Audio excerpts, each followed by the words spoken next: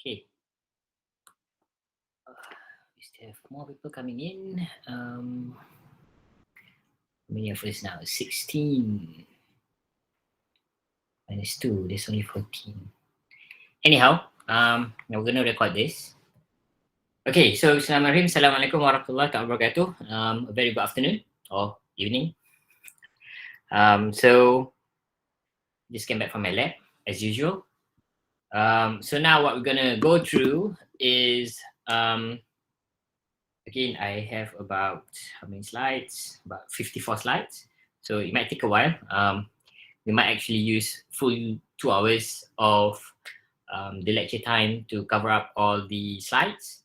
And then, as usual, just before your break, I will give you guys the tutorial question.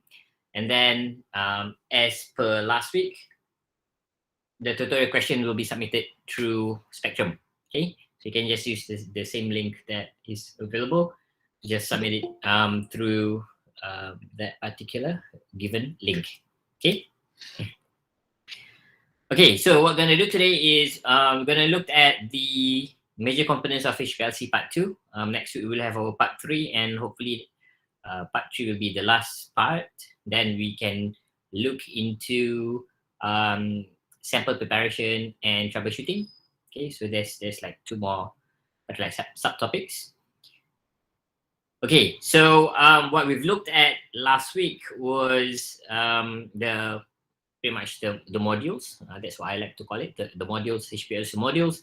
We looked at sort of a reservoir, degasser, pump, mixer, and the sample injector. Okay, so we've looked at all of these, and we also did our first tutorial.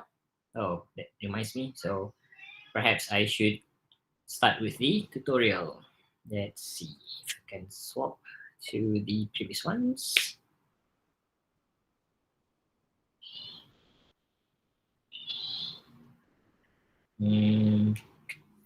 Sorry, just waiting for a while. All right.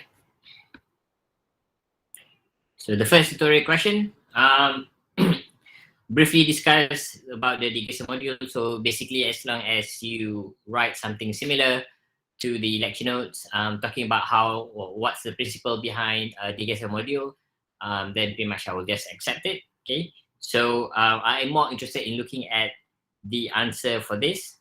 Okay. So you know the basic principle about how degasser works. Now the question that I've thrown to you guys is, how do you ensure that the solvent actually have enough time, enough contact time, pretty much, to make sure that the degasser is able to remove all the or most of the dissolved gas until the below the saturation point. Okay, so pretty much what I'm expecting is very, very simple. I haven't read everyone's answer, but I do seen that some of you guys actually just copy and paste from the lecture notes and then put it in as your answers. That is actually a very bad practice, especially because you guys are doing a master's program. So I'm not expecting any simply copy and paste.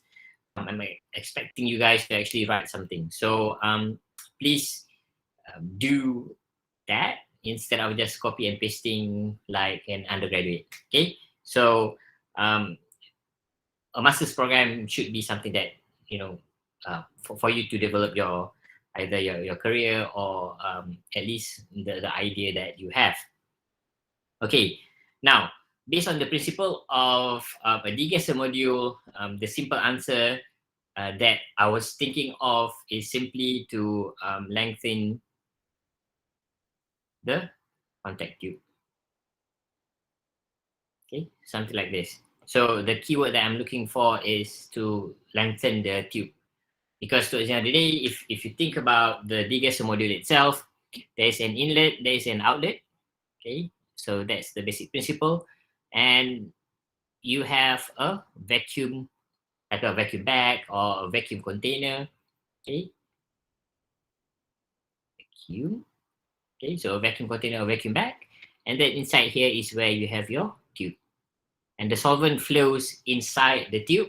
And because of the properties of the tube itself, that allows for dissolved gas to exit the solvent. Okay, so the idea is as the tube length increases, then you will have more contact time. Okay, more contact time in the sense that it's kind of like when you are doing something, a reaction, or of course, you guys, hopefully you guys are all chemists and understand what I'm talking about. Okay, if when you are doing a reaction in an organic solvent, for example, and when you do when you use a rotary evaporator, so you rotate it, right? So you heat it up, you heat up the solvent, and then at the same time you do a rotation. So the purpose of the rotation is to increase the surface area. Therefore, the solvent will be um, increase in evaporation. So similarly, what I'm looking for the answer is to, well, of course, I haven't read all of your questions, your answers. Therefore, there might be some other ideas. But what I'm thinking about is to lengthen the tubes so that there will be increase in the contact time. Therefore, the solvent, therefore you can maximize, what's the answer? Okay, so you ensure you have enough time spent in the tube. Okay, so that's the idea. Because if the tube is very short, then the contact time will be short. Therefore, it might not be enough, level to reduce the saturation point of gases inside your solvent. Okay, so this is the answer that I'm looking for. I haven't read every single thing, so I cannot comment on the what are other answers that you guys have proposed. Okay, so I will mark the tutorial 1 and tutorial 2. Then I will kind of like give you guys the either a full feedback on your answer, or I will just give you guys a grade and how you can actually improve your answer. Okay. All right. So moving back to our today's lecture, what we're gonna do today is we're gonna focus on column, just specifically on one module, which is the column. Okay. And pretty much this section is an add-on to, I'm pretty sure Dr. Mugunda have covered a little bit on um, gas chromatography column. So the column that you guys use in, or that you guys learn in chromatography, in gas chromatography. So it is an add-on. Therefore, I will not cover, I try to actually not cover what Dr. Mugunda have covered.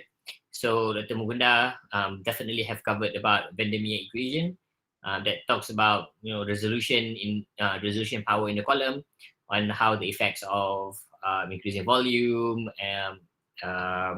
plate number, plate heights, and whatnot. Okay, so I will not be covering about that. So and of course I will not be covering about chromatogram per se.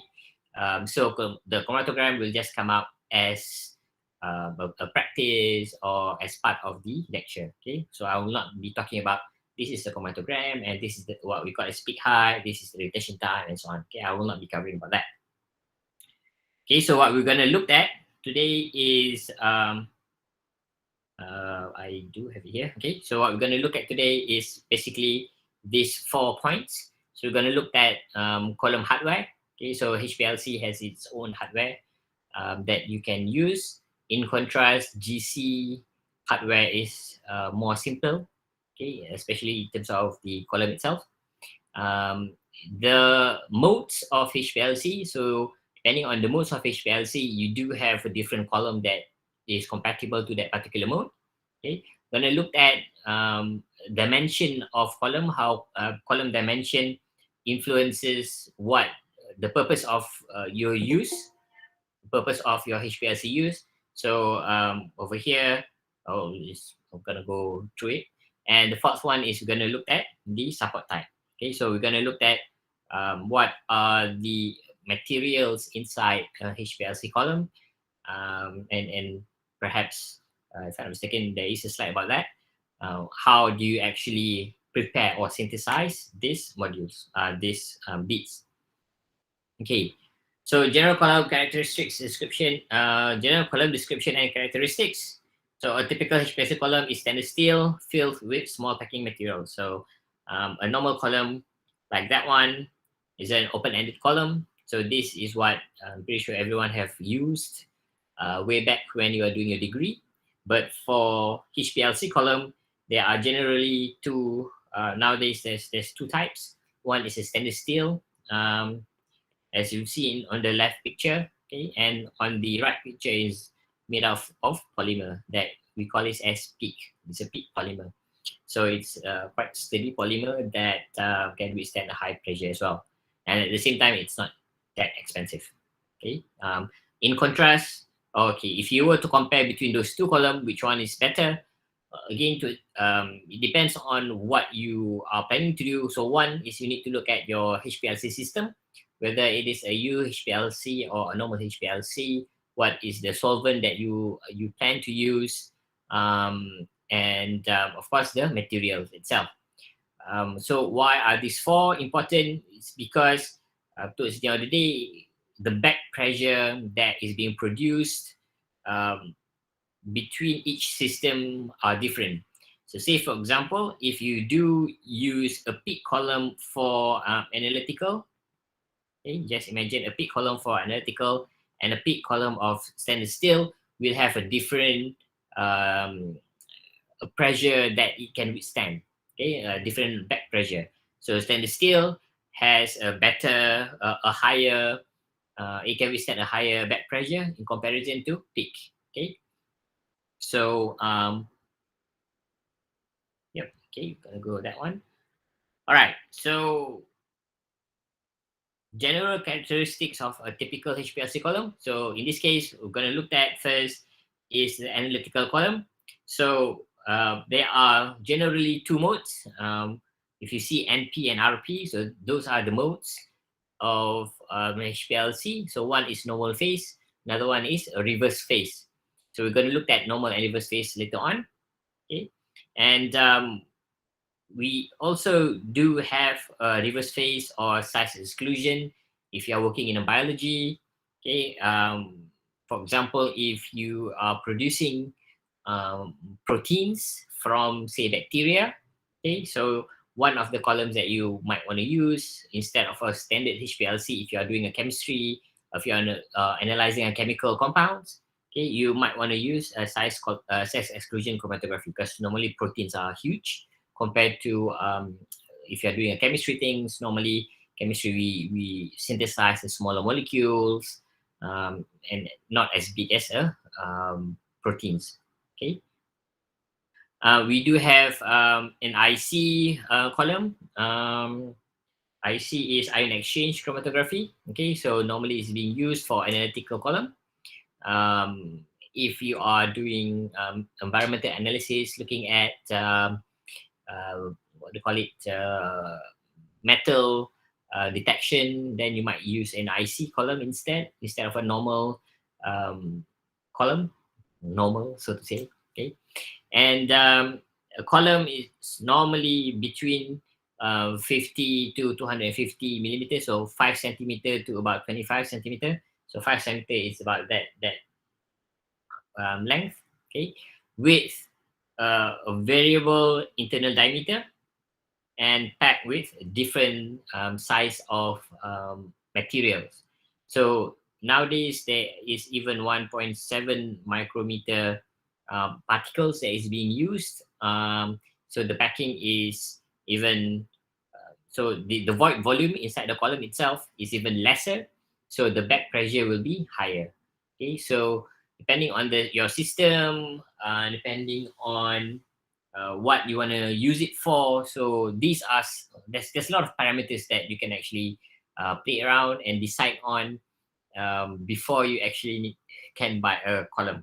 Okay, so there is no one column fits all. Okay, so there's no one column that you can use for every single thing.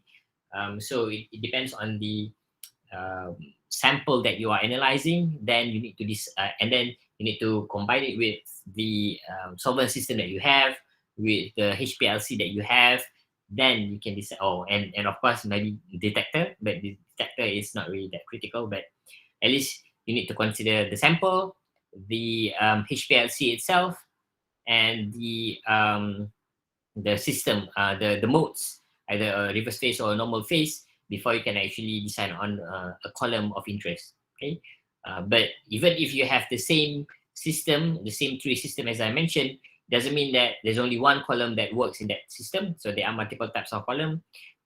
Even if you go to Merck website now and then you just simply Google column chromatography or HPLC column, there are so many types of HPLC columns.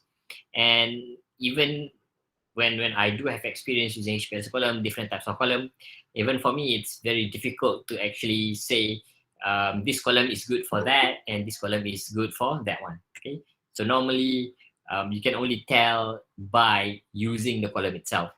So you can have a guess, but to say like this one column definitely will work for this compound is, I would say, something that we shouldn't say. Okay, all right, and moving back to the lecture, it's a silica-based bonded phase, porous material, for example, a C18 or a core shell. We will look at the specific examples in the next few slides, towards the end of the lecture.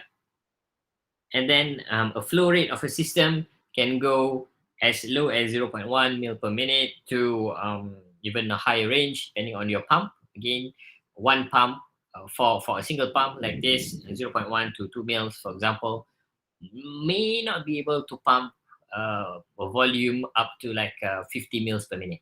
Okay, so again, it goes back to the system itself. Some system can pump a very, very small volume accurately because the pump itself is very, it's catered for a small volume, but there are also pump that can give you a flow rate of 200 mils per minute. Okay, I've used one before. It's more like a semi-industry where you actually combine that with a very, very huge column. Okay, flow rate 0.1 to 2 mils per minute using a mobile phase operation, a mobile phase flow rate for the mobile phase. Okay, with that one should be down there. Operating pressure ranging between 500 to 3000 psi. Okay, so a normal range for a brand new HPLC column and a brand new normal column, not the most expensive one. So if you go to the most expensive one, which is about 1.7 micrometer particle, it will be more expensive. Then the back pressure will be higher. So for the 500 ones that I've used previously is roughly about 5 micrometer particle size. So there's a huge void volume where the solvent flows can flow easily. But at the same time, there is a give and take between the resolution of the column. Okay? So other categories about HPLC column are preparative column and semi-preparative column. So preparative column are normally the columns that has bigger than 50 or 5 centimeter internal diameter. I think it's wrong. 5 centimeter internal diameter. That one is too big.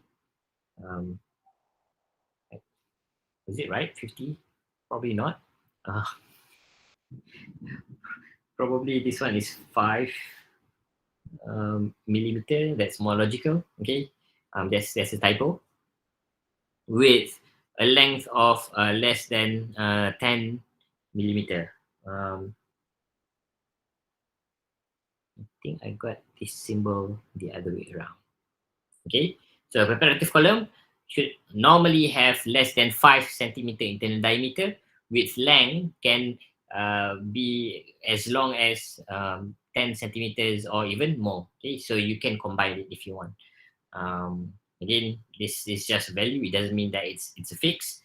Semi-preparative column are normally have about 2.5 millimeter internal diameter with a variable length. So you can have a semi-prep that has a full length of 25 centimeters, or you can have a shorter one.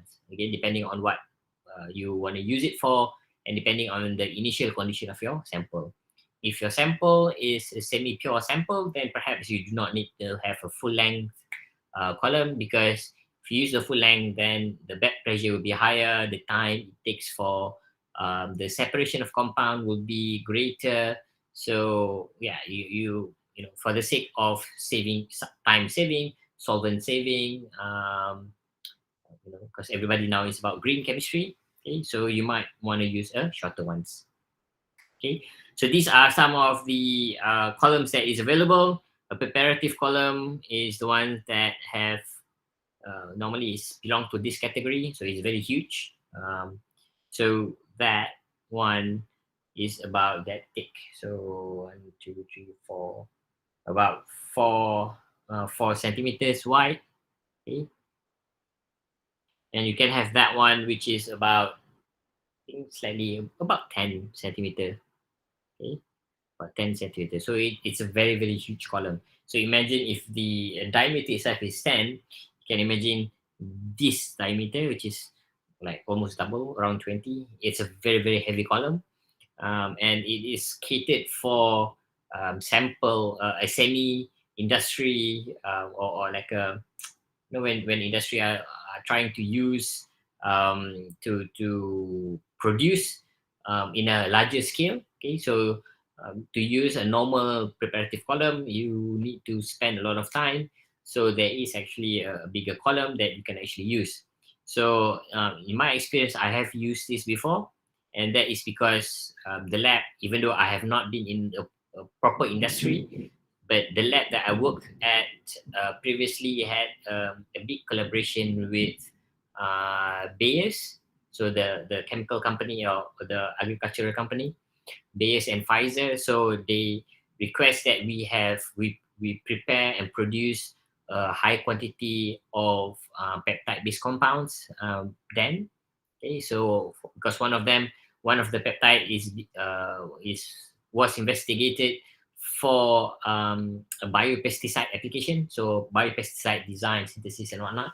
So the Bayer asked us to prepare like 10 grams of compound for them to actually test.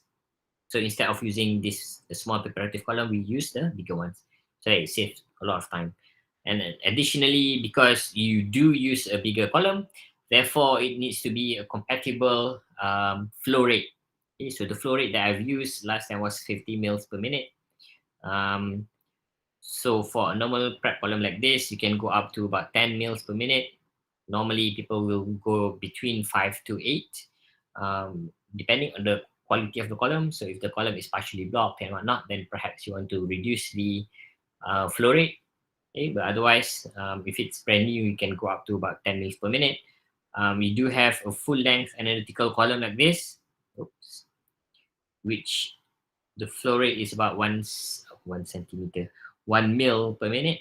Okay, and if you go to a smaller ones like that, perhaps normally is about 3.3 mils per minute. So depending on the system, so you can, and of course the column that you have, so you need to decide on what type of column you want to use depending on the sample that you want to analyze. Okay, so this is just a representation on the load a column can handle.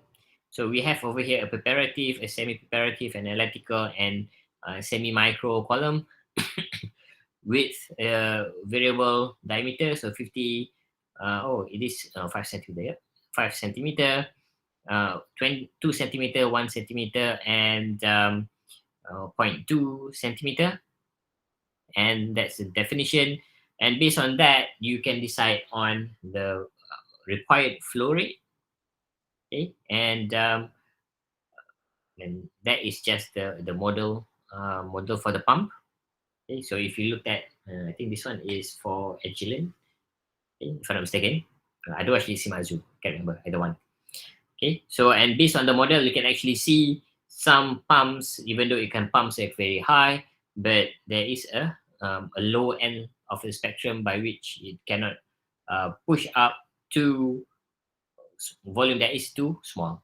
Okay, and this is just a category that I've normally decide on. It doesn't mean that it's a fix. Of course, as technology expands, then perhaps the definition can also varies. Okay. Column hardware, this is just a simple column hardware. If you actually cut through the column, what you will see a column packing. And of course, over this side, you do have the nut again, and then you have your end fitting, okay, and then you have another nut. Okay, so it's kind of like a mirror image of that. So you do have your column particles inside the solid particles inside the column. Okay, so you have a nut that holds the fitting, and the fitting holds the nut. So the nut holds with the tubes, HPLC tube. Okay, it's the very typical column hardware.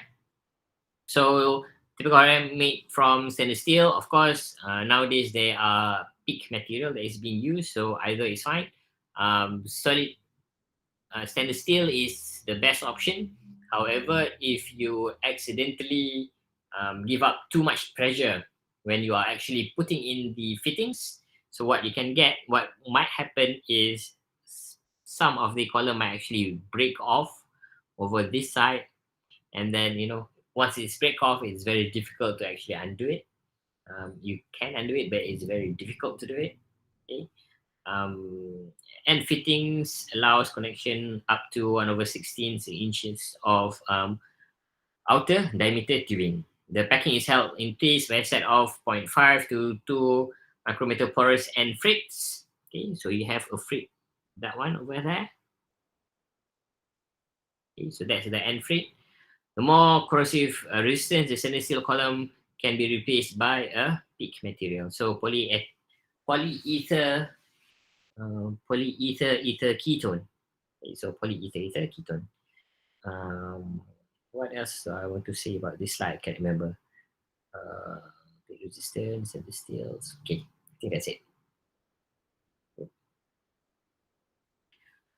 All right. So problem. Normally, particle collected at HPLC column inlet frit or the first millimeter of the packed bed. Okay, so imagine if you're thinking about the column itself just now. Okay, so that's the column. We do have the first frit. Okay, so that's the inlet. That's the outlet.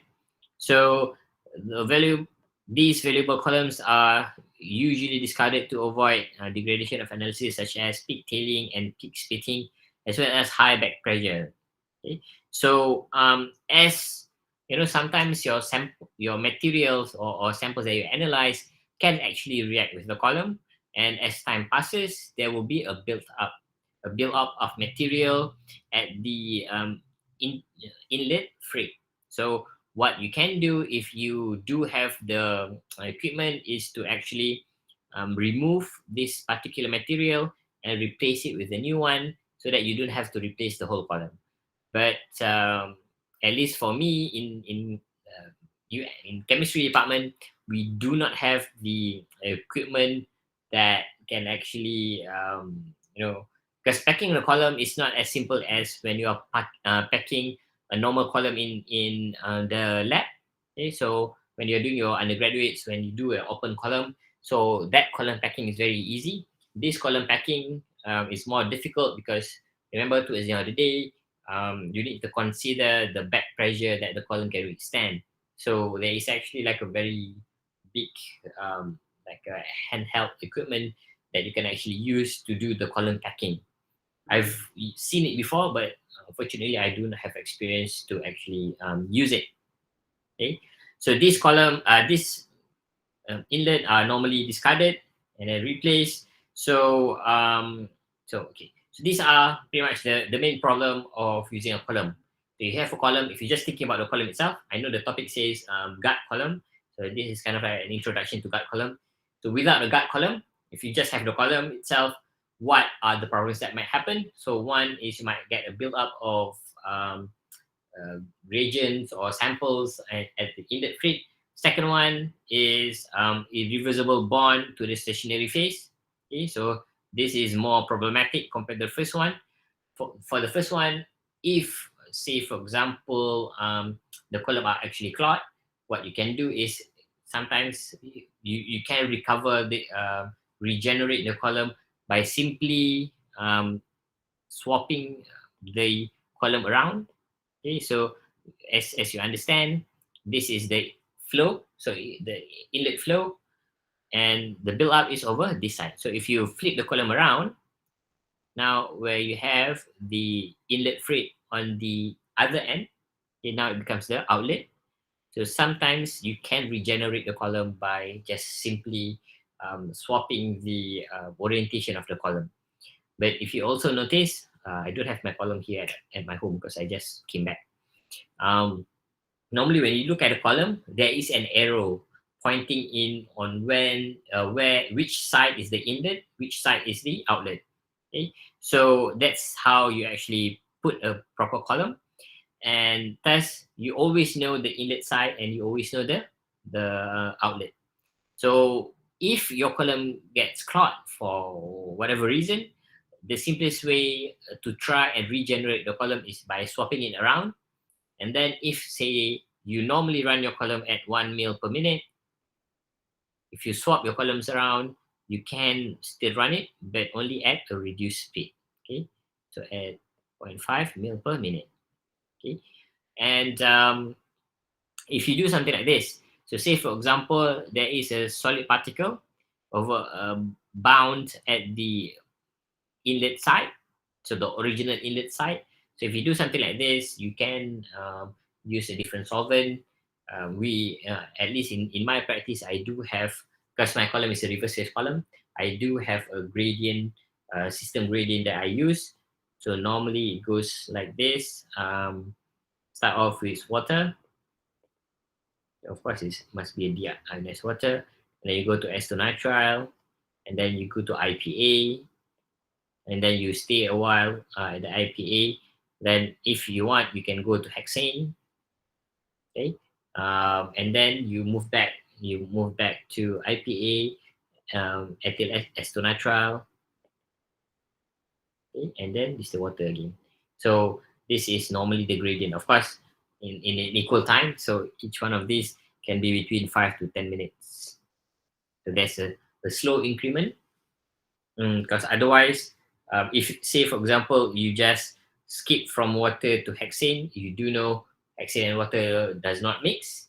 Thus, what will happen is there will be like sharp increase in back pressure that might cause the pump to stop. So this is what you need to do.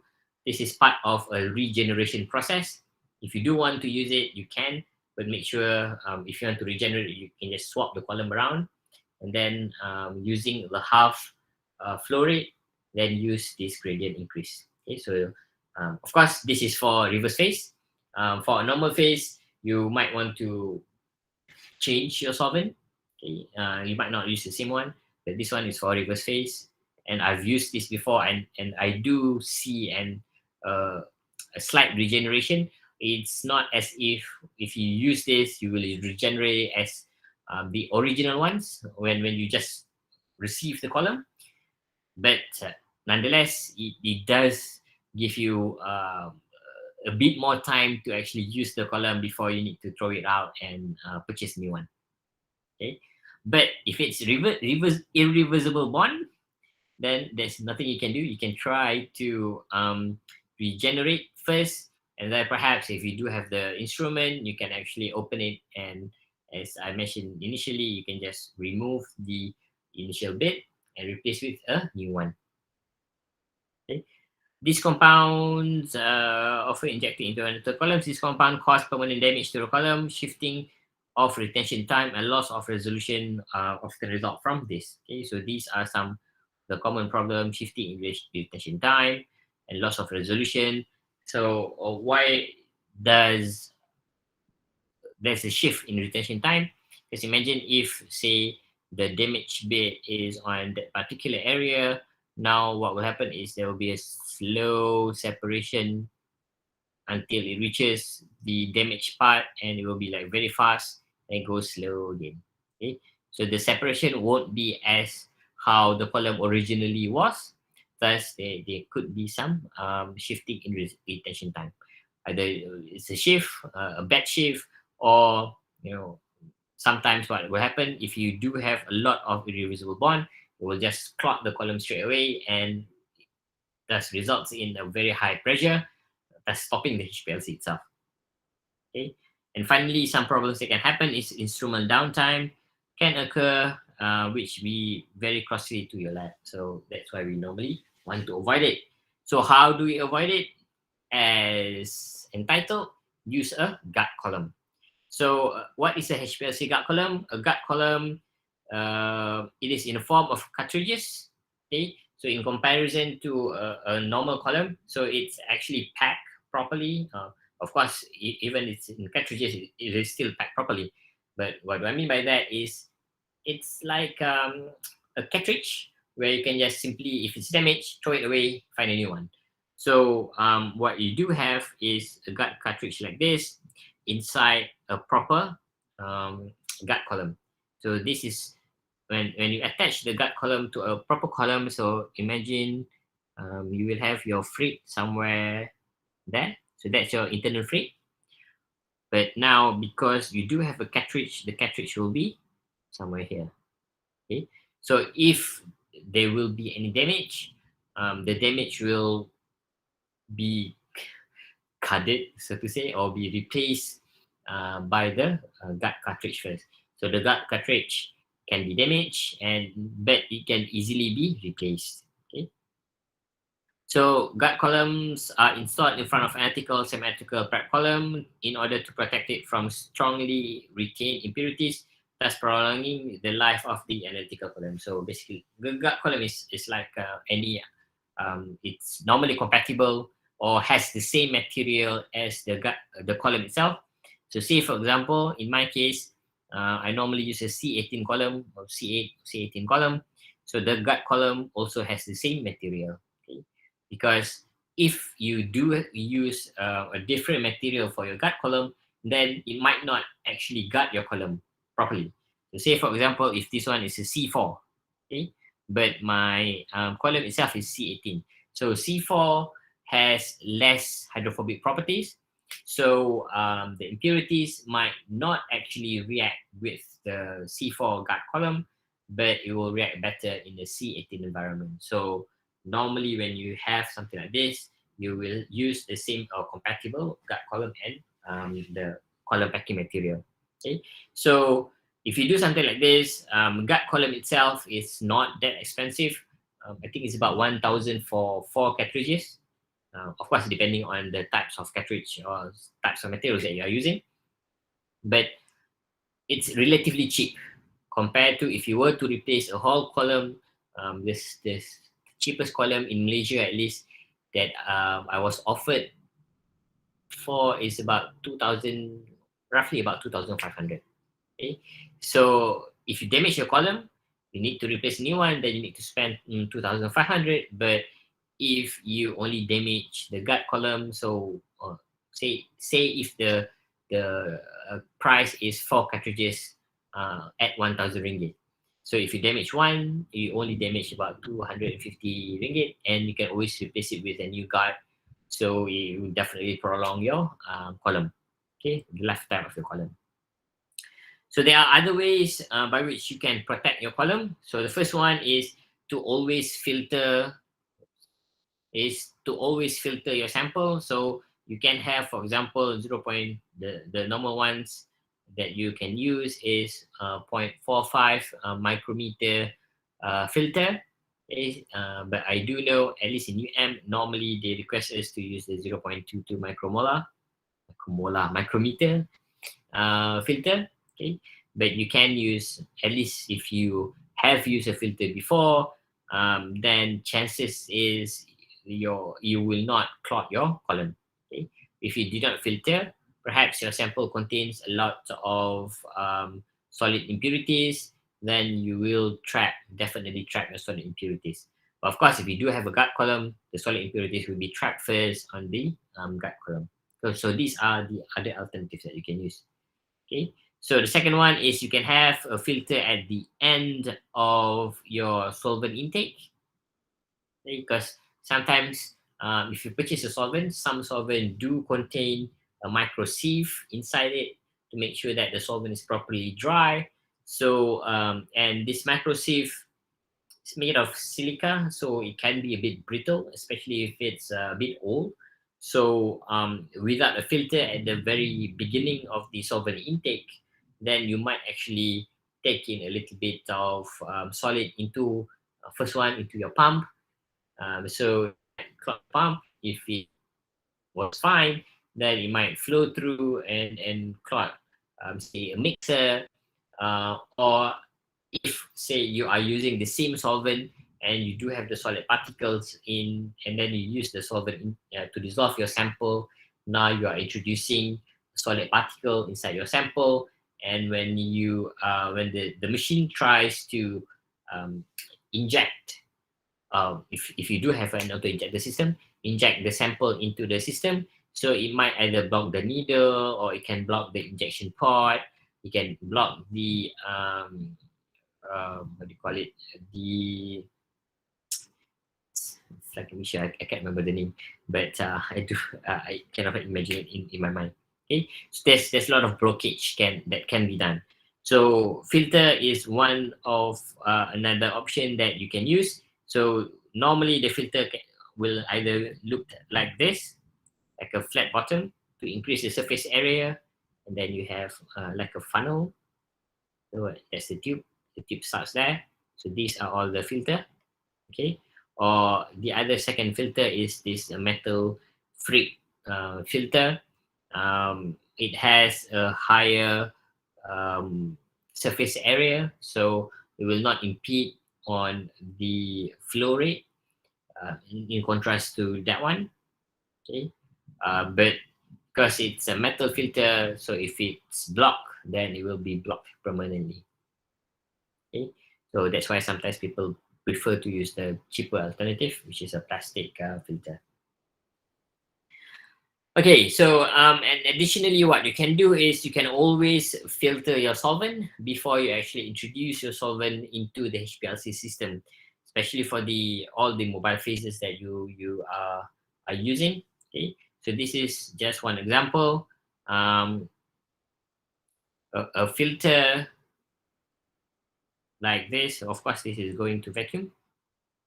Okay, so even if you don't see any impurities in your solvent, if you actually use a proper filter and you filter the whole thing, you might actually see that. I think you can actually see that, right? Yeah.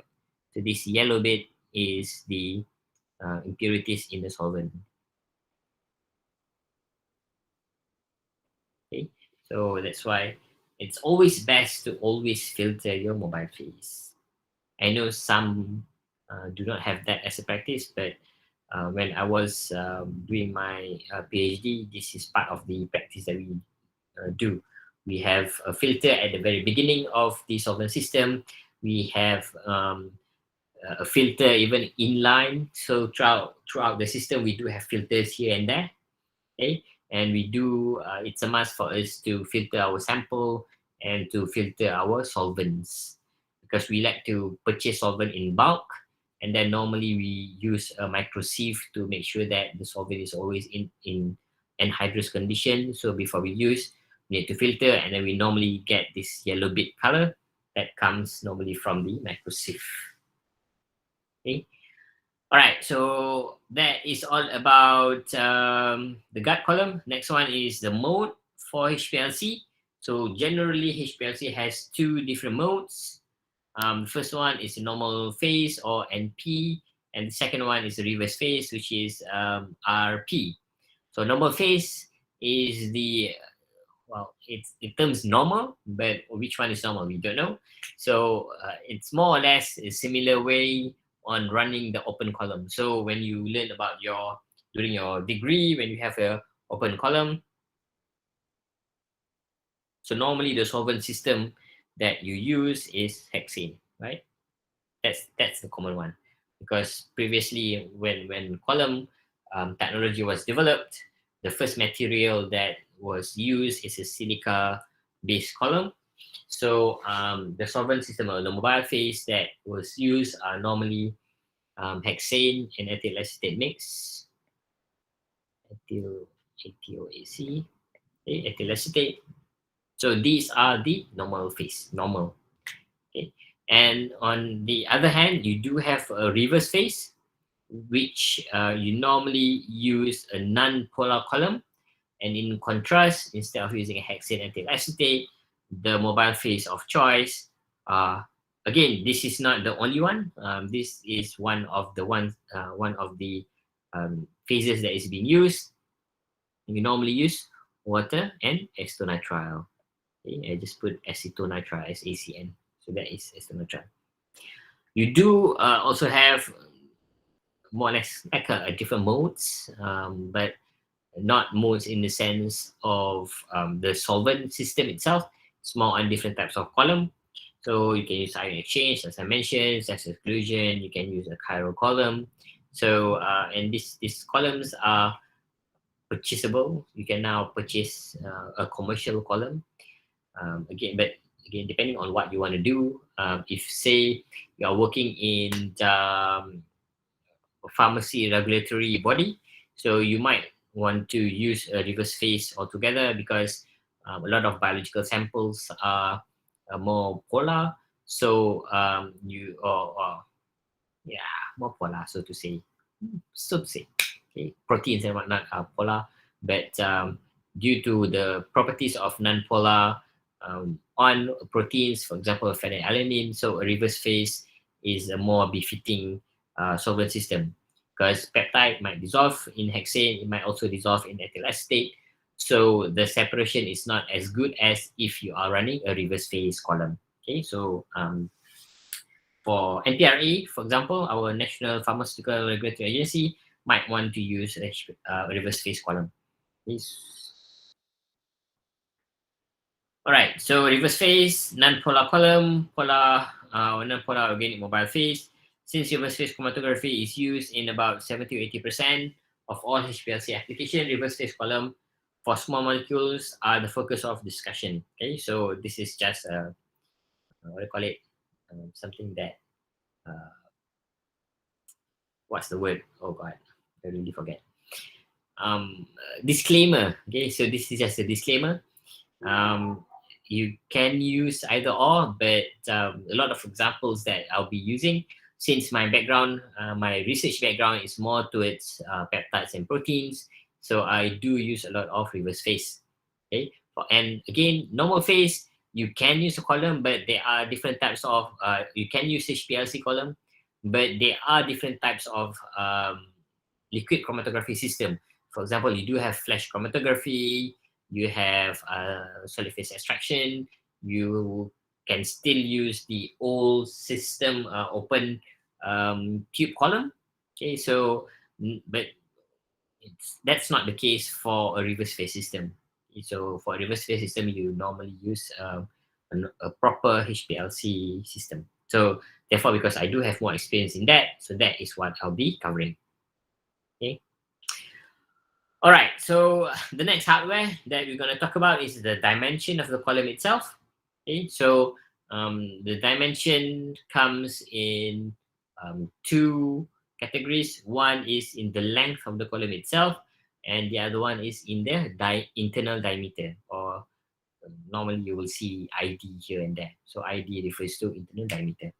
Okay, so why are the dimension important? Because it is the control for the performance of the column. Okay, if you go back to Vandermeer equation, when you think about the plates, number of plates that you have, okay, it will affect on the speed or the flow rate, sensitivity. Of course, sensitivity can also be part of how the material itself is made.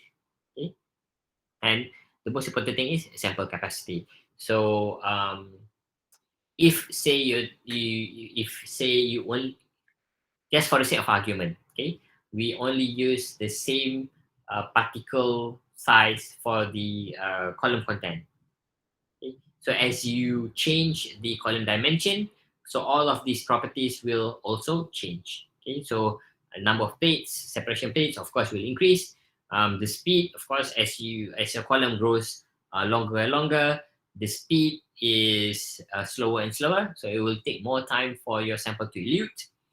The sensitivity will increase, so there will be a better separation, a better sensitivity, because now if you have a very short column like this one, if say after you use it for example 1 or 2 years, so there might be some damage or damaged particles. So if you increase the length of the column or diameter length, for example, then you will have more particles by which you can help to separate your sample. Okay, but if you, and also if you increase the diameter, the internal diameter that can hold the sample, then you will increase the sample capacity. Well, of course, all of these are kind of like something that you need to think about if you are to build a HPLC purification system. And towards the end of the day, something that you need to think about also is the flow rate of the system and the back pressure, and of course the time. So the bigger your column, or the longer your column is, the more time for you have more time. You are allowing more time for your sample to be separated properly in the column, but to the end of the day, the retention time will be longer. Per column run, per sample run is longer. So there's a little bit of a trait that you need to take into consideration. Okay, so preparative, this is like a more different types of column. So normally I will stop at conventional column. So this is where I normally work at, because my sample is a synthetic sample. For that's one, and then the second one is the quantity of the sample that I produce are normally around 100 milligram. Okay, so I do not use the mini bore or solvent saver, narrow bore, micro bore, micro LC, nano LC. I don't really use that. So I normally use conventional ones, but there are one small columns that I do use for LCMS. Okay, just that one is just because I want to analyze my sample, but everything else I normally use. I normally use to purify my sample. Okay, so these are some of the properties. I will not go through it. You can just read it. What is important is for you to actually look at how the different types of column, okay, so different types including the internal diameter, affects the flow rate, and then affects the void volume. And thus, when it affects the void volume, it affects the sample loading. Okay, so for those who don't understand void volume is, if say this is a column, so that's the steel peak, that's your you call it nut. Okay, imagine that's your freight, internal freight and external freight. So now you have a very densely packed material inside here. Okay, if you are to actually look at it from just based on your eyes, then you can see that it's like a solid block. Okay, so imagine a block or a lump of soil. So if you take a soil and then you clump it, okay, so it becomes like very clump, and you can't really see any holes in there. Okay, but in practice, there are actually what we call as void volume. So void volume is the space by which the solvent and your sample will flow and exit to the other side. Okay, so this is the terminology for void volume. So as the column gets smaller, the void volume is getting also smaller. Thus, you cannot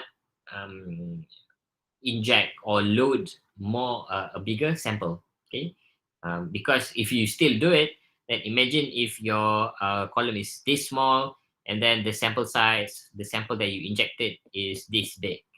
Okay, so towards the end of the day, your column will not be able to separate your sample properly.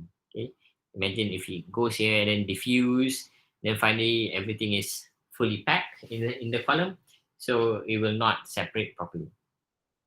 So that's why as the internal diameter of your column reduce, the sample size, typical sample size loading that you are using is also reducing. Okay, so that's the basic principle. All right, so dimension. Let's look at how dimension affects the separation.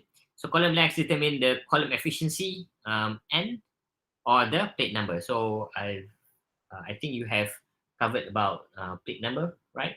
So the length divided by the height of the um, column. Okay.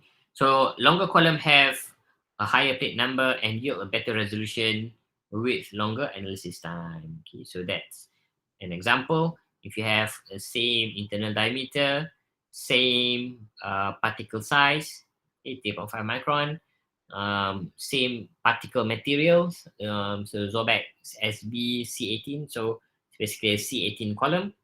Okay, you use the same mobile phase, same pH, same gradient, everything else is the same. You just change the length of the column. You can see that all the samples already separated, but the resolution of each sample are lower as the length is shorter. So the longer the column, the better the resolution. Okay. So you can see here, if you are if you are just doing an analysis, then it's totally fine. So that's why if you are doing, say, for example, an LCMS, um, normally LCMS column is very short. Okay? Because towards the end of the day, as long as you can separate each individual peak height, you do have another detector that can either detect the component individually. But say, for example, if you are trying to purify your column, okay, purify a component of inside your sample. So say for example, if you have that mix in a beaker, why do I draw a beaker like this? Okay. Anyhow, okay, so say for example, you have these 4 samples in the beaker, and then you want to separate them to its individual component, and of course you want to collect them. Okay, so if your column that you are using is very short like this, so you might be able to separate that one and that one, so you might be able to get the first peak that is coming out. But for the second and third peak, now it becomes more difficult to actually say that this peak, or you can do a start peak. So a start peak is when you start to collect your sample. As the time goes, now before entering the second or the third peak, where do you stop? Okay, so that is something that is very difficult to do if you are using a short column. But if you are using a longer column, then it's very easy. You can just say, for example, if this one is 1 minute, 2 minutes, 3 minutes. Okay, just for example. So you can ask the system to start collecting at this particular minute, and this particular minute. Wait, sorry, this one elutes first. Okay, so so you can ask the system to start collecting between this and this time, and then stop collecting and then collect again at this and this time. So it will be easier for you to do a purification. So that's why a preparative column are normally the full size, the full length, so that you can get the best resolution to separate individual components. Okay, but some drawbacks that you can get is you might actually get a peak overlapping, because now as you increase the length of the column, if the sample that you use stay is less, then there might be an overlapping peaks, or the peak itself is diluted inside the solvent that you are using. Okay, so that is also something that you need to think about. All right, so for simple sample mixtures, short column might yield sufficient resolution with faster analysis time. Okay, so towards the end of the day, that is something as an industrial player, I'm sure you guys, if you have used HPLC or GC as part of your kind of like work in the industry, if you are working in a company that does a lot of analysis. So time is something that you need to consider. And you can purify it so that it becomes like a very good resolution, very nice, very pure. But towards the end of the day, if you need to run 2 hours for one sample, then in one day, if you start working at 8 and then finishes at 6, you can only be able to purify like 1, 2, 3, 4, 5, only 5 samples. Okay, while it might be sufficient enough to use a shorter column that you can purify within like say 5 minutes. So if you work between 8 to 6, then you can run maybe hundreds of samples. Okay, but since plate number are additive, meaning that it adds up, a column can be connected to provide a high efficiency at an expense of longer analysis time and lower sensitivity due to more sample dilution. Okay, so you can just purchase 2 short columns, for example, and then just combine it to get a better resolution. Okay, so next one is support type. Okay. So the nature and characteristics of a column packing containing the stationary phase is critical to the column performance. Okay, so the nature and characteristics of the material itself influence the column performance. As I mentioned, if you are using C18, then it's catered for more reverse phase. If you are using a normal silica packing, then it's catered for a polar. Okay. Common types and characteristics of column packing in use today for small molecules separation are as shown here. So these are some of the few types of columns that is being used. Okay. For normal small molecules, normally people will either choose a normal silica or a C18 for small molecules that are bipolar. Like in my case, if I were to synthesize peptides, okay, it's a polar molecule, it's still a small, relatively small compared to a protein.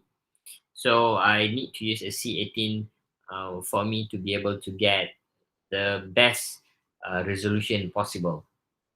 Okay, you can still use a C8 column, for example, but then you will sacrifice on the resolution. Okay, there's a cyanotype, phenyl type, a polar embedded amide type, for example. So normal ones are normally either silica or an amino type. So the only difference is, well, pretty much the functional groups that you have at the very end. But to the end of the day, these columns, if you notice, are all silica based. So the original ones are silica. Okay, so and different types of ion exchange. So these are like a rough information for you guys. Column types, characteristic of column picking today. Okay, so we do have a support type, different support type such as silica, a polymer, or hybrid silica and polymer. We will look at it in a few in the next few slides. So the polymer type is relatively new. Okay. We do have a different surface functional groups, C18, C8, and so on and so forth, as listed here. The difference are pretty much the functional group at the very end. So as you change the functional group, you can change the interaction, the chemical interaction between your sample itself and your column. Okay. At the same time, a physical interaction also takes into consideration. So yeah, for HPLC, you normally consider both interactions. Okay. So you can change the particle size of the support type itself. It can be, as I mentioned, there's 1.7 nowadays, or 2, 3, 5 microns, or 10 microns, or even bigger.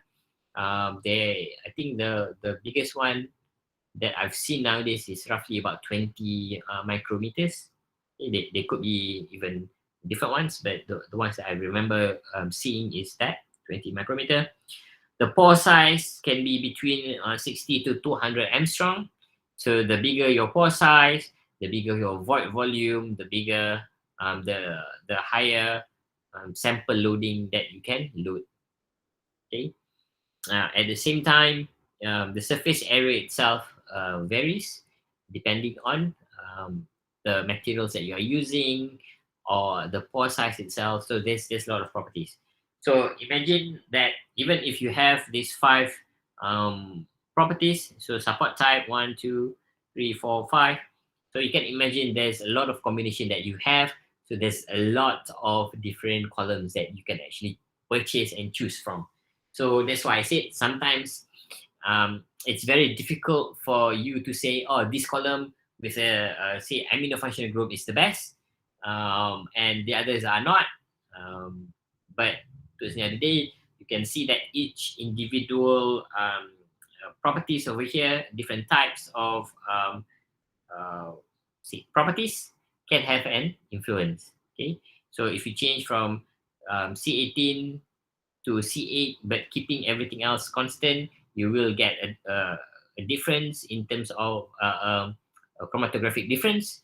If you use the same C18, but you change the particle size from 2 to 5, then even though both bonded surfaces or bonded functional groups on the surface are still C18, but you will get a different resolution. Okay? So therefore, there's no one column, this is the best column. Okay? If you use the smallest ones, smallest particle, smallest pore size, towards the end of the day, you're gonna sacrifice on the loading and then your time, because as the particle size is smaller, you have a smaller void volume. Smaller void volume, you get a higher back pressure. So there's a lot of things that you need to think about before actually running a run. Okay, so silica support is the most abundant and widely used, as I've shown previously when we have all the, I think, two slides before previously.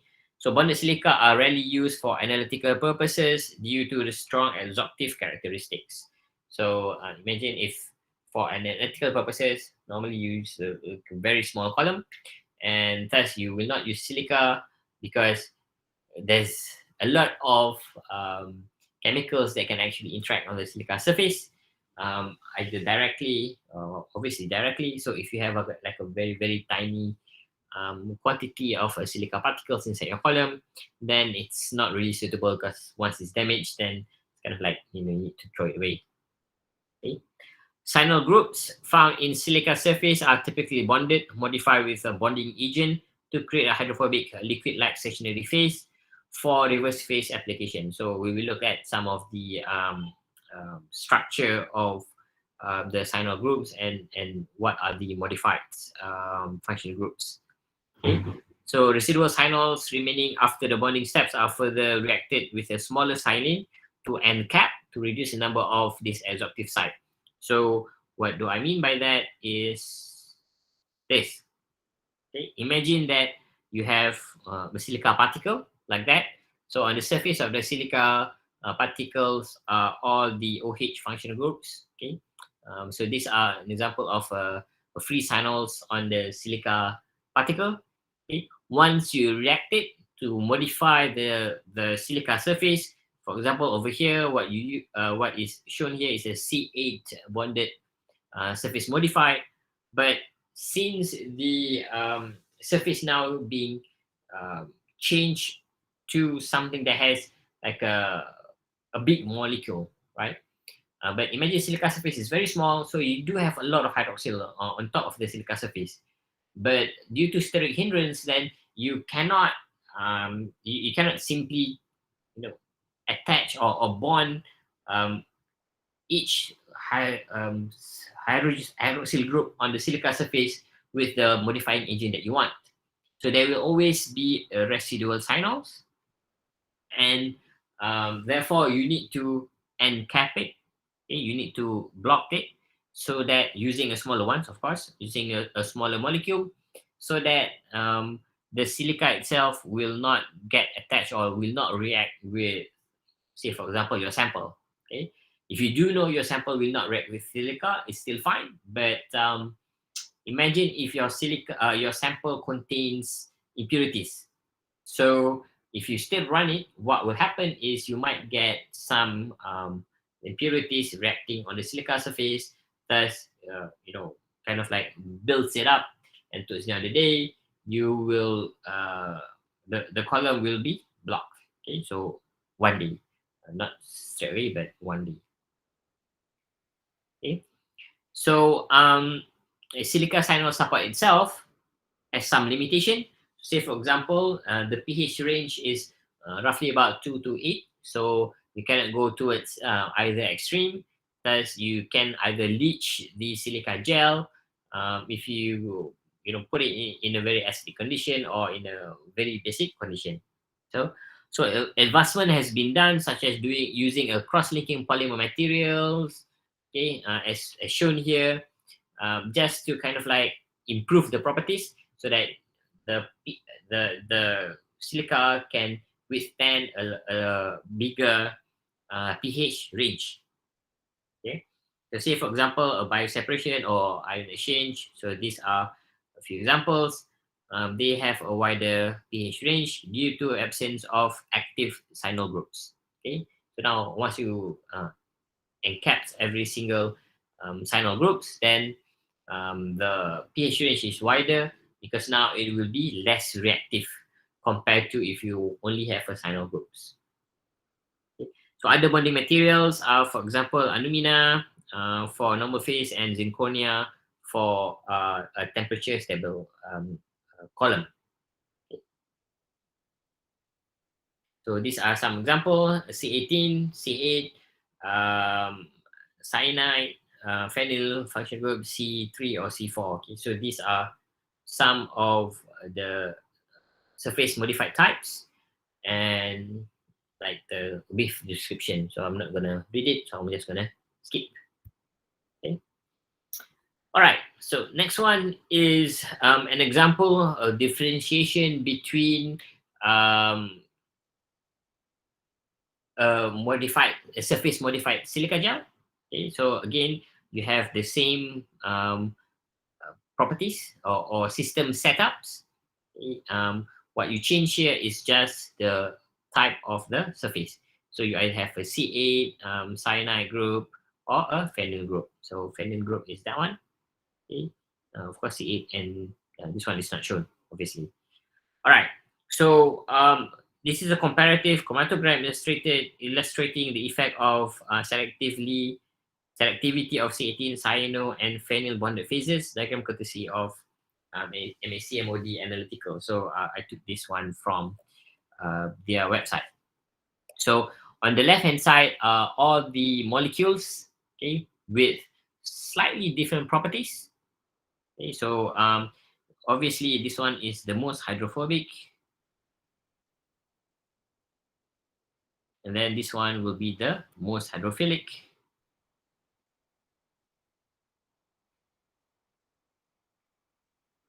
And then you have a few more kind of like stay in the middle. Okay, but if you were to compare between these three, okay, so that one will be the most polar, followed by this one, and then this one. Okay, so for now, you are able to identify what are the properties of the molecule, and thus you might be able to suggest what will happen. Okay, so therefore, if you look at here, if you are using C18, you have this number 1, 2, 3, so it's 4 and 5. And when you change to cyano, you can see 1, 2, 3, 4, and 5. And again, you as you change to phenyl, you have a different reaction. Okay, so from here, you have an answer? No, I don't have an answer. But so for this slide, what you can do is you can pretty much kind of like predict what will come out first, what might come out, and what might come out later, okay, based on the properties. So you can say that these two will definitely come close together, okay, because there's only like a very very tiny differences, like one methyl group between those two, but still nitrogen can still form a hydrogen bond, so you do know that it can still have an interaction, and so between those two together, the only difference is very tiny, which is either This one can form hydrogen bond. This one will form a more dispersion force type of bond. So because these two have like almost similar properties, then you might suggest that 2 and 3 are probably the first one will most probably be over here. Okay, wait, with it 2 and 3. Yeah, more or less for C18. So for phenyl, again, you 2 and 3 are separated very, very wide. So probably not in that sense. 4 and 5 might be the best phenyl. Okay, so this could be 4 and 5 instead. Because you know, phenyl has can have a pi-pi bond interaction. So if you do have this kind of system, it's type of question in your final exam, and you need to figure out which sample is which. So these are some of the criteria that I look for. So you need to put a suggestion which sample might be which, and then you might need you definitely need to give an idea on why this sample is this. Okay, so as I mentioned, my reasoning is because these two are similar in nature. Okay, a very huge non-polar hydrophobic structures, and the only differentiation factor is this nitrogen groups, okay, amine groups. So if you are thinking about having a phenyl type of end, um, modified surface ends, so they will have the highest interaction. So if these two molecules has the highest interaction, therefore it will have the highest retention time. Thus, it's very logical that 4 and 5 are actually these two compounds. Okay, so now if you need to think about then which one might come first, I would say looking at cyano modified surface. So cyano is more polar. Okay, if you look at these other three structures, I would say the this is like an amino acid. Amino hydroxyl group will be number 1. Okay, because it will have the highest type of interaction with the cyano. Oh, wait, sorry, it has the highest type, so it must be number 2. Okay, so then perhaps this one will be number 3, and what number is left? So, and this one will be number 1. Okay, I don't have the answer now, so I cannot check. But these are the types of exam question that might come out. Okay, so you need to give a suggestion on which compound is which. All right, so we are looking at the Van der Mee equation again. So particle size, determine column efficiency and back pressure. It also it's based on the Van der Mee plot. I'm sure you have covered.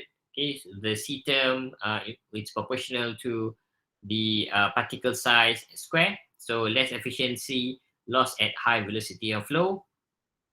However, operational back pressure equation tells us that back pressure equals to 1 over the particle size square. Thus, for a particle size that has less than 3 micrometer, can have a back pressure of that exceeds 6,000 psi. Okay, so this is just the relationship between all of these. Okay, C term, A term, B term, and whatnot. So I'm sure you have covered it, right? Right. I think you do. So I'll just keep that. And this one is the just a linear velocity on the change in pressure with respect to the particle size and whatnot. Okay. So pressure is inversely proportional to the particle size. So once the particle size is smaller, then the pressure is higher, which depending on your system, if your system cannot withstand that high amount of pressure, then you need to definitely purchase a specific particles column with a specific particle size. Okay. Just an influence of particle size. As you can see here, a smaller particle size. Okay, so those are the wait, sorry. So those are the particle size. Okay, so that is the smallest one. You can see that has the best resolution. Okay, but as you go bigger and bigger and bigger, you can see at least these two peaks over here now overlaps, thus the resolution is less. Okay, so that's basically um, the take-home message for particle size. So pore size, on the other hand, so most HPLC column uses porous material to increase the surface area. So as you increase the surface area, you have a higher interaction between your analyte and your stationary phase. Thus, you get a better resolution. Okay, so that's the idea. So a high surface area also equals to retention time. The higher the surface area, the better retention, the better the longer the time that it will take to actually elute out. Okay, so at the same time, a high surface area will have a high retention, thus a better resolution. However, small pore is problematic for large biomolecules, for example, proteins and lipids, because it can actually be trapped inside the pore itself. So say, for example, there is this 1.7 micrometer pore particle size. If it also has like a very, very tiny pore, if someone wants to purify a protein, even if the protein might be like low in concentration, but because the protein might be huge, it can actually block. Okay. Similarly for lipids, but there's a lot of buts in here. But even if the pore size is big, but the material, the surface modified silica gel is C18, for example, if you have a lipid um, of say if that lipid comes from bacteria, so bacterial lipids are quite long. It can be between C12 to C16, if I'm mistaken.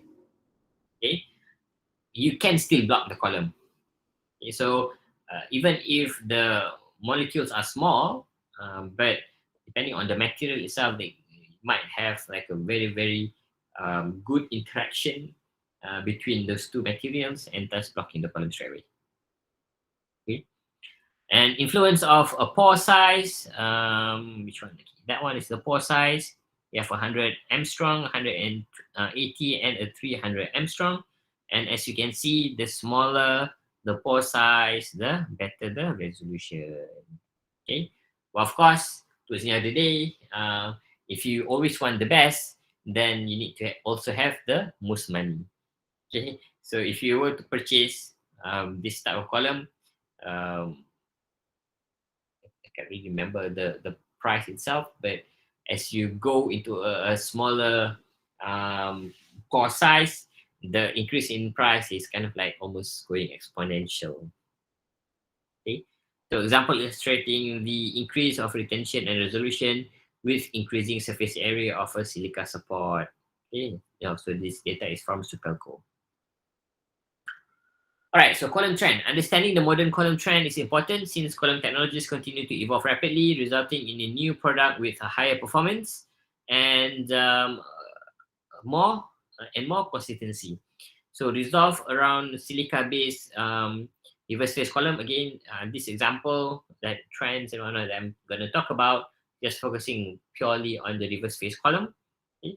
So problem associated with reverse phase column are, for example, they can be batch to batch inconsistency, peak tailing for basic analytes. You can have a low column lifetime. At the same time, there is a pH limitation. Okay? Of course, all of these, depending on the materials that you're using, depending on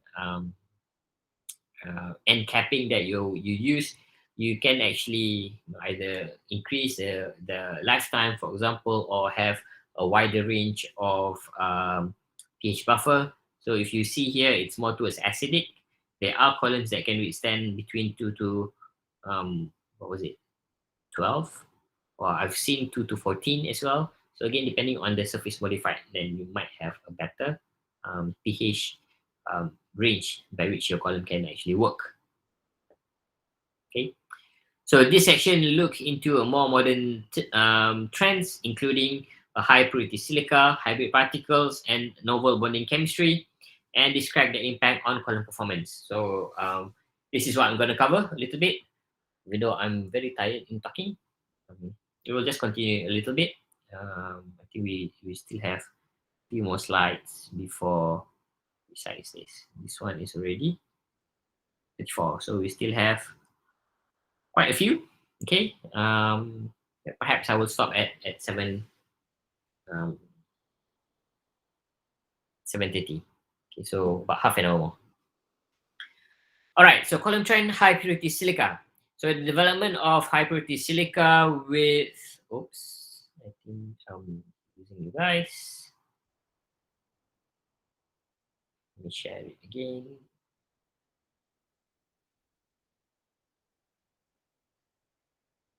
Oh, what happened here? I'm sorry, I cannot share my slide. Seems like my iPad is asking me to stop. Let's see if I can do that.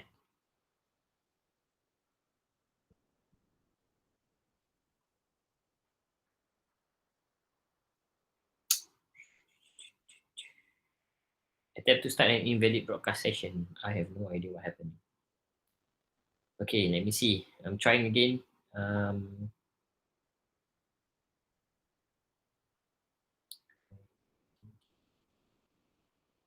Screen sharing, screen share, start broadcast.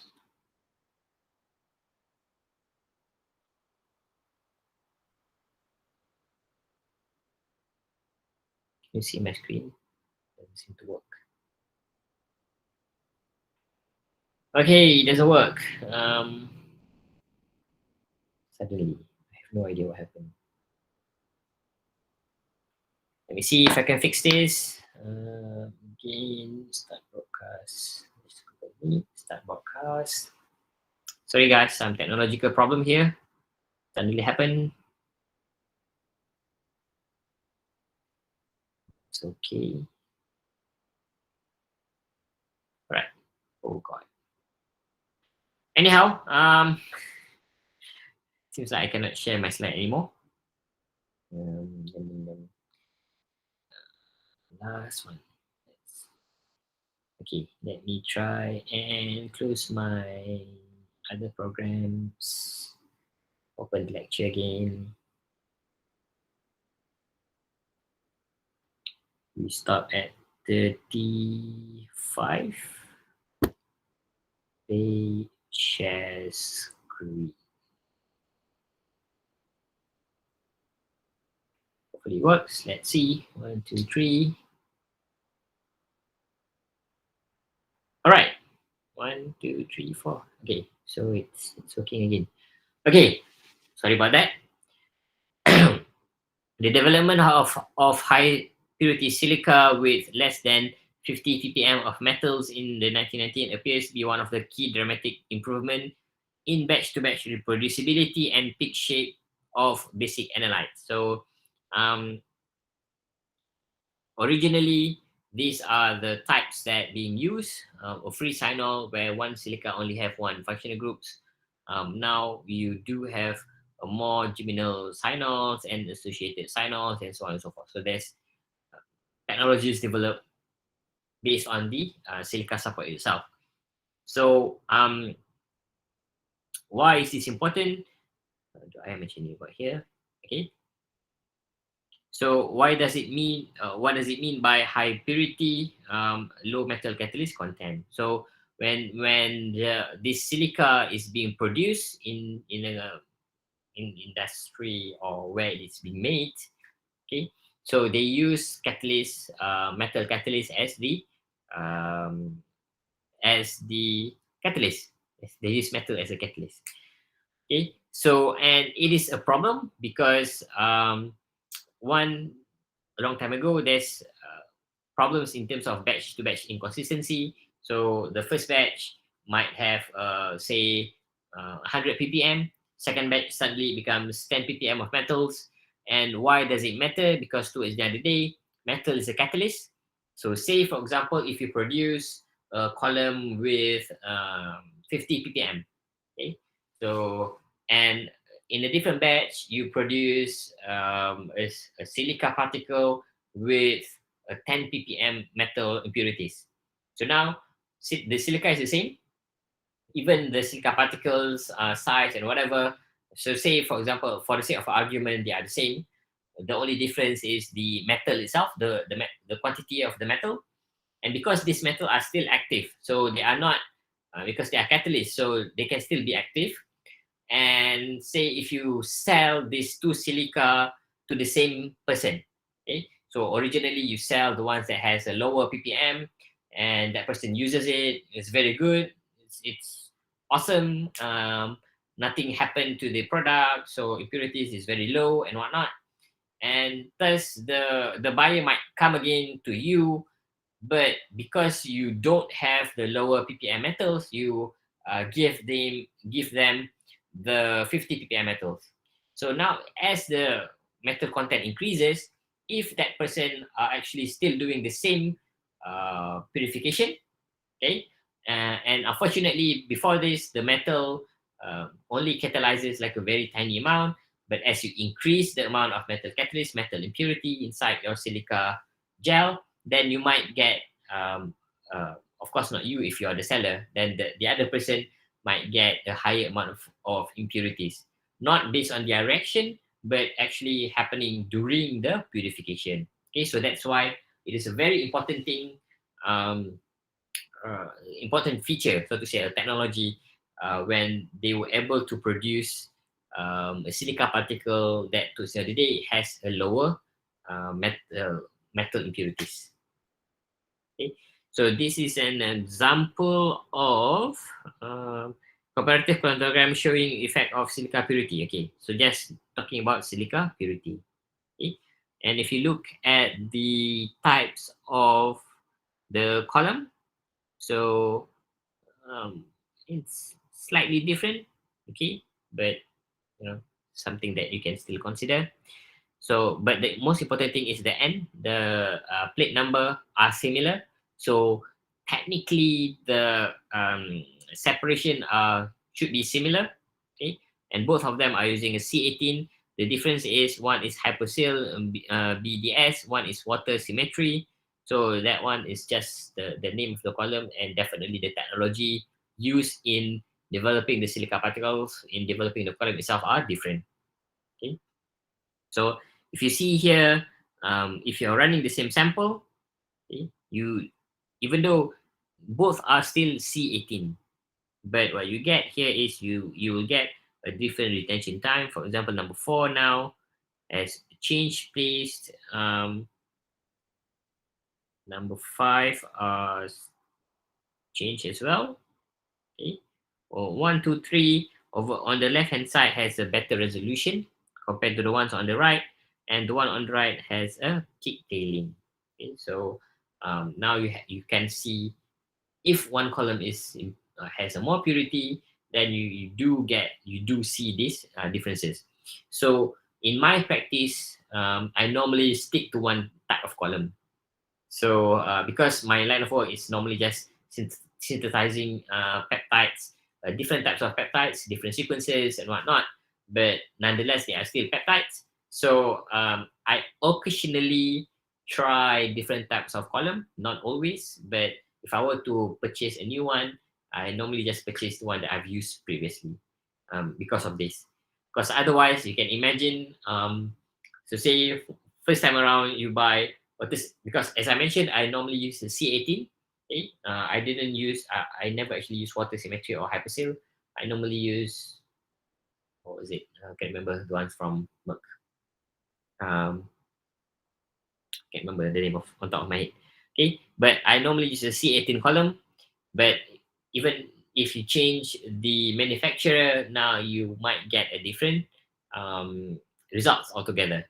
So there's no point for you to actually record all your reaction, record all your results of your analysis, but towards the end of the day, you want to change the type of column.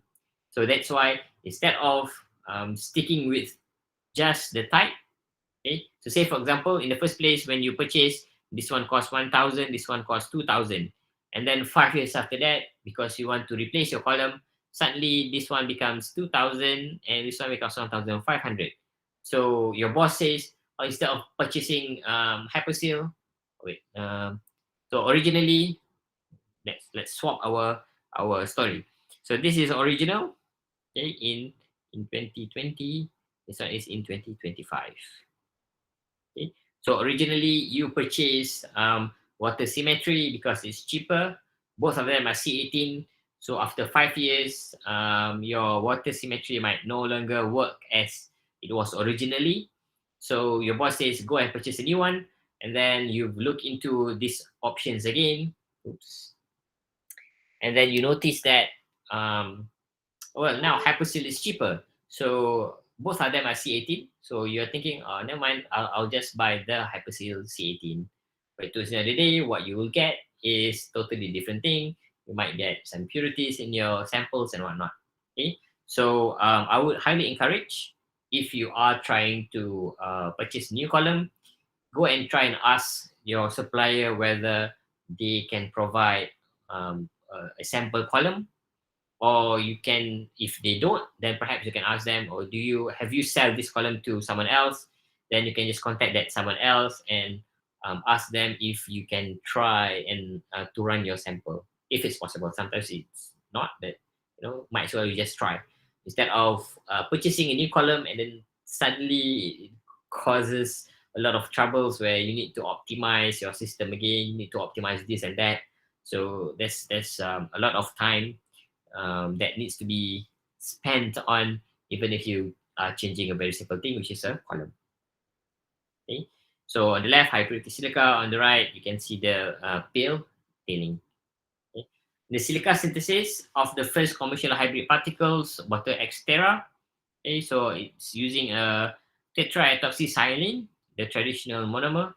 It's mixed with methyl triethyl ethoxysilane, resulting in a hybrid silica support with 50% less surface cyanols. So less surface cyanol activity and less peak tailing for basic analyze. And thus, you'll get a wider usable pH range. Of course, since the surface cyanols are reduced, one issue that you need to think about is perhaps the surface contact, or because you have less functional groups on the surface, thus you might have a less substitution, and therefore the new column might be no longer suitable to your option. Okay, so that's why sometimes it's best to just stick with one column. Okay. Right, so this is an example of the Terra and equity and X bridge analysis. So agility. Oh, right. So these are the next slide is the types of. So these are all the column manufacturer, and these are all the types of column that is being produced. Okay, and the high purity silica are underlined. Okay. So if you want to purchase a new column, you do not have any idea. So originally, perhaps I was like you at one point. My supervisor asked me to try and find a column that is available in the market and purchase one for us to use. I don't have this information. So because I don't have that, so you normally just talk to the supplier, and then the supplier says, "Oh, this one is very good for peptides and whatnot." So you tend to just purchase it, right? But now, because of this, you do have you can know that you have more options that you can look into, and perhaps investigate a few before you actually purchase a new column. Okay. So these are the image on the right is just to show you guys the differences between the unbonded exterior particle and the bonded exterior particle. So you can see that there are more cyanyl groups on the unbonded ones. Okay.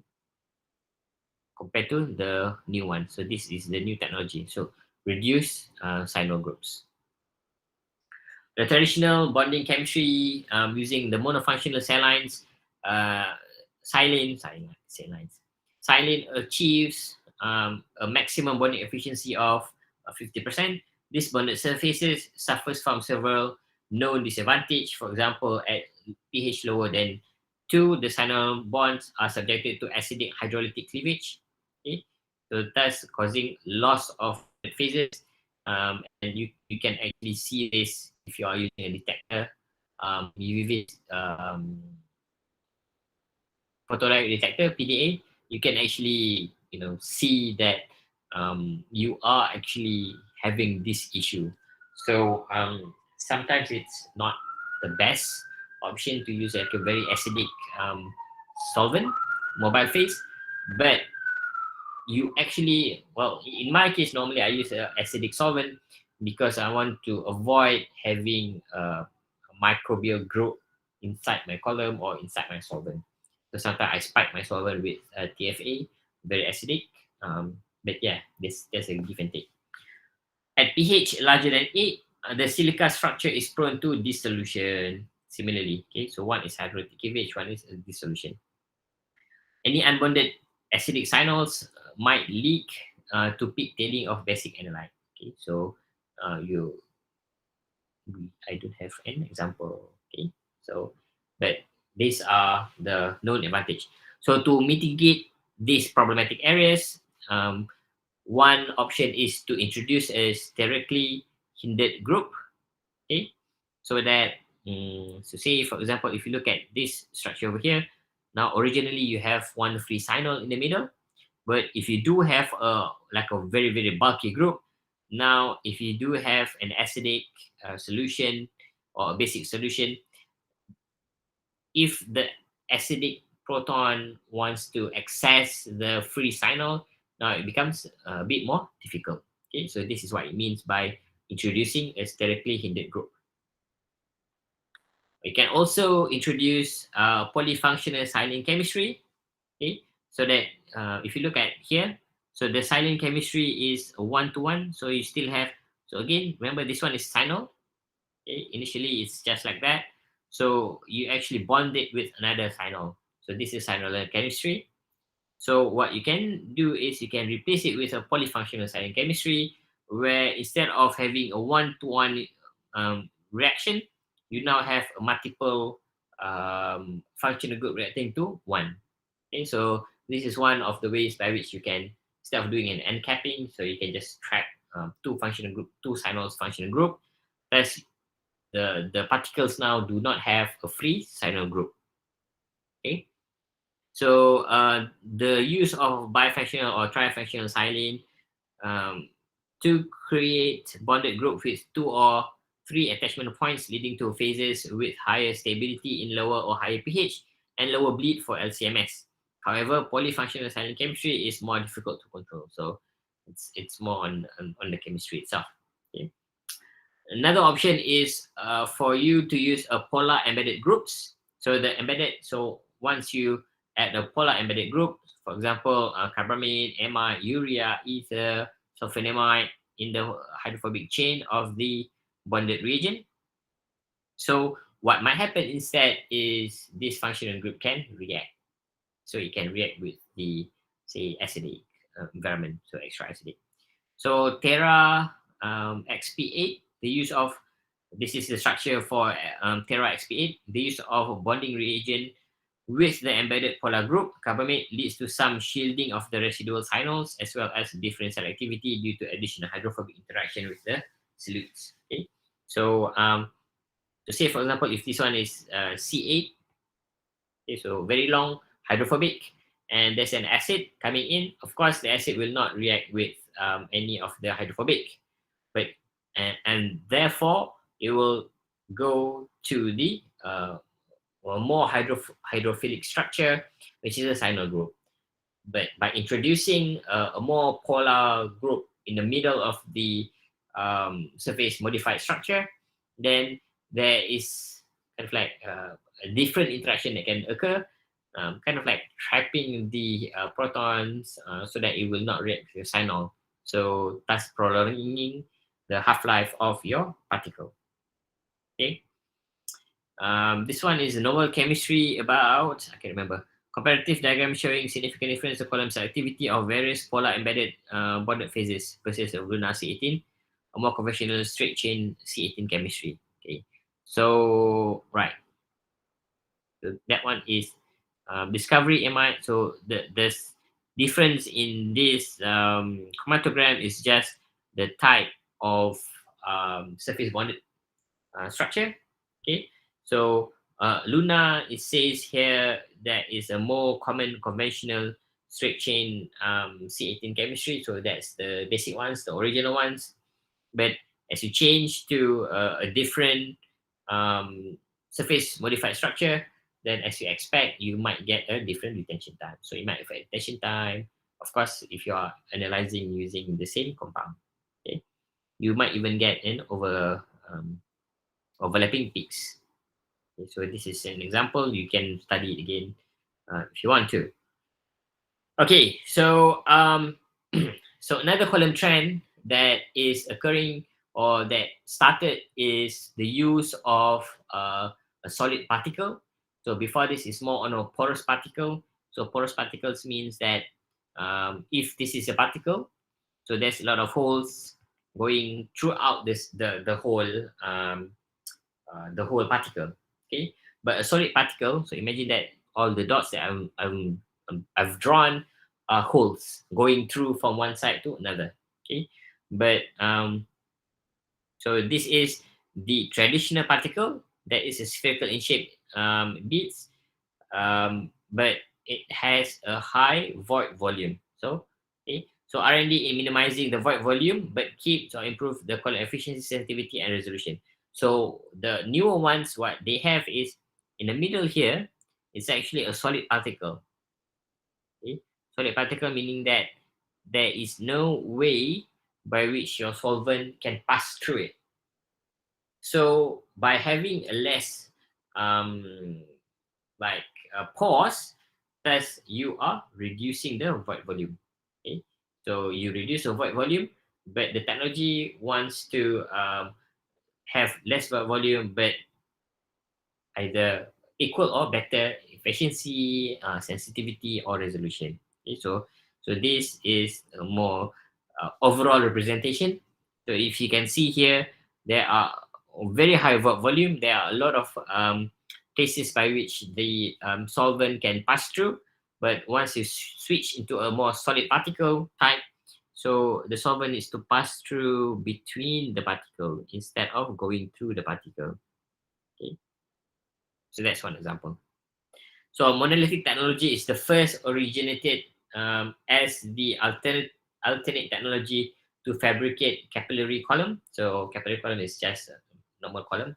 Capillary just mean because it can flow through, solvent can flow through. It is a radical departure from packed column technology and use in situ polymerization to form a continuous bed of porous particle inside the fused silica capillary. Advantage of chromolith. So this is one of the a new type of pack is the lower back pressure. So advantage. Oh, sorry, monolith is the traditional ones. Plus it has a lower back pressure, which is a claim by manufacturer to have a more performance of a 3 micrometer particles. More technology for okay. So this one is the porous particle. And this is an example of how monolithic C18 works. I don't have a figure to actually compare it.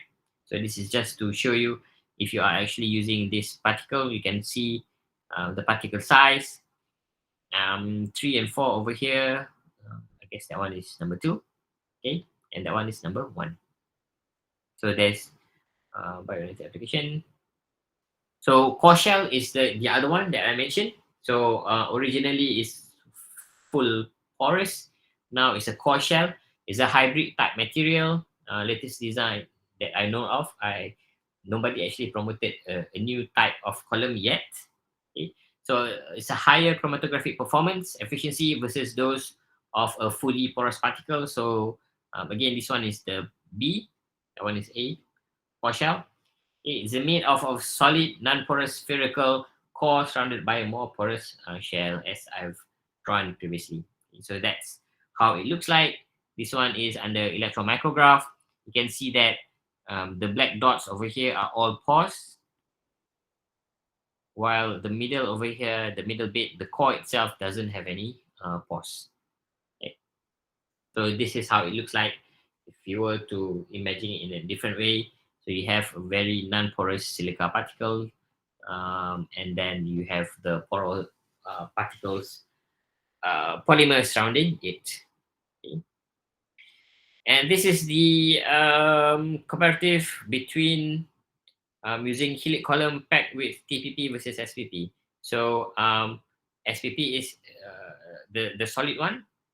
Which one is which? Now I can remember. Okay, there you go. Equity is TPP. That's the traditional ones. Equity top is the traditional. This one is the solid particle. Okay, and you can see here the resolution is better. Now you can actually separate that. So better resolution, and of course you get a better resolution between all peaks as well, even though both are the same like types of column. So roughly the same particle size, same length, same internal diameter, and whatnot. Okay, so core shell is the next thing, so to say, but of course it's more expensive. Okay, I think that is all from me for today. What we'll have now is what are these images? Just ignore it. Okay, so this is your tutorial. So you have about 1 hour to go. Okay, it's the same thing as last week. You use the template file provided on Spectrum. Write no more than 1 page. Perhaps this one is like half a page maximum. You may include a picture if you want to support your argument. Submit it by 8:30. We have another about 1 hour, so perhaps I will, like last week, you guys asked for more time, so submit it by 9:30. Okay, via the link on Spectrum. I will open the link after this. It's still closed. Okay, so the question, if you can just screenshot, if everybody can just screenshot so that I don't have to post it, or well, probably I can just take a picture and post it to the group now. Let's see, SQC. So this is today's tutorial. Okay, so a student in plan to utilize HPLC to separate her chemical synthesized product, number 1, which is up here, okay, from the reactant number 2 and number 3. So this is the product, and 2 and 3 are the reactants. So there's only 2 questions, or there's only 2 things that you need to answer. First one, which mode of separation would be reasonable to separate this compound? Justify your answer. Is it so if you recall, there's 2 basic modes of HPLC. One is the normal phase, one is the reverse phase. So which one do you think is the best? You need to justify your answer. Okay. And number 2, predict the elution sequence of the compound 1, 2, and 3 based on the above information. So the above information is basically this. Okay. So if you are using this column, this column, this column, which one will you first? Do you think it's number 1, number 2, or number 3? Again, the most important thing is to justify. Why do you think it will come up early or later? Okay, that is all from me for today. Anyone has any questions? Otherwise, we might just end the lecture. Okay, and you can do your tutorial, submit it by 9:30 today. Then next week, before I start my lecture on the detectors, okay, I will discuss a little bit about tutorial, and hopefully I can give you guys a feedback on what you have submitted. Okay, if there is no more question, then